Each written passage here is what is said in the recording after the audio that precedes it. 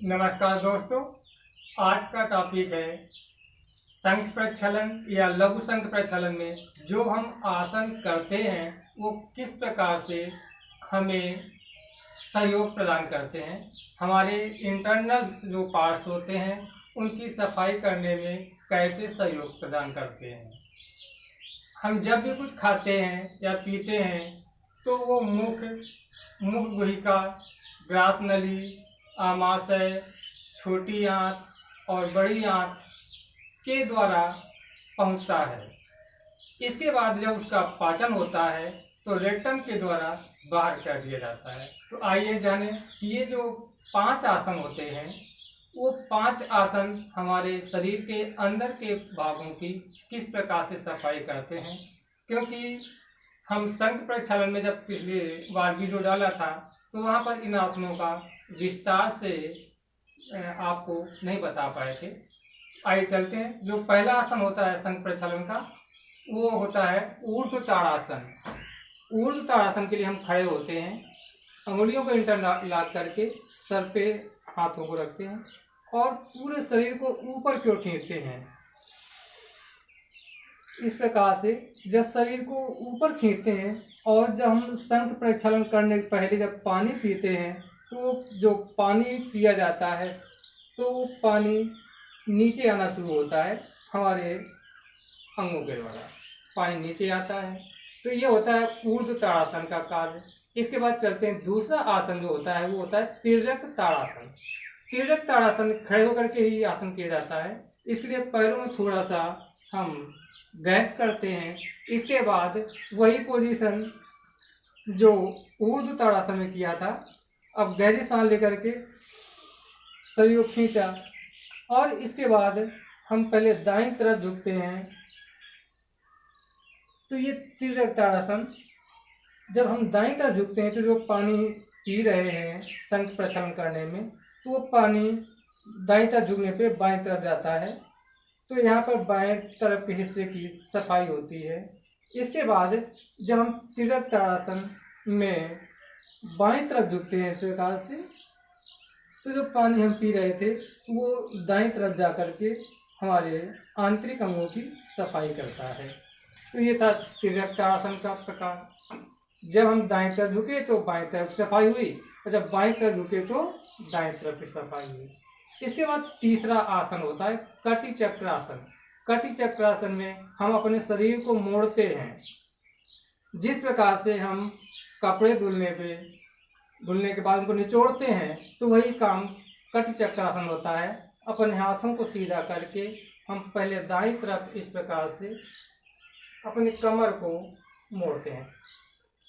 इसके बाद सांस छोड़ते हुए वापस आते हैं, सांस लेकर के बाईं तरफ। तो ये कटि चक्रासन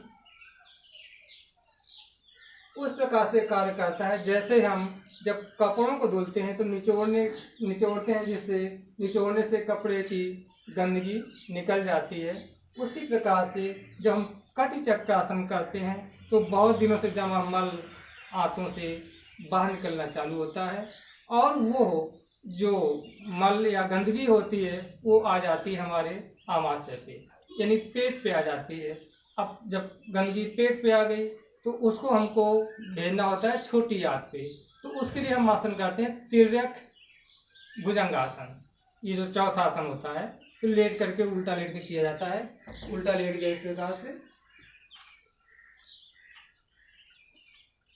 प्रकार से लेट गए और सांस को लेते हुए ऊपर उठे और दाहिने तरफ मुड़ते हुए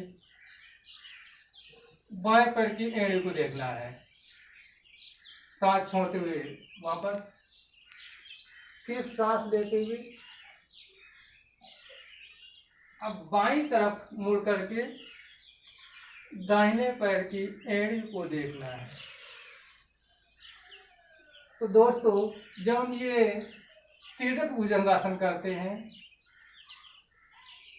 तो जो ये पेट की गंदगी होती है वो छोटी आंत पे पहुंचती है।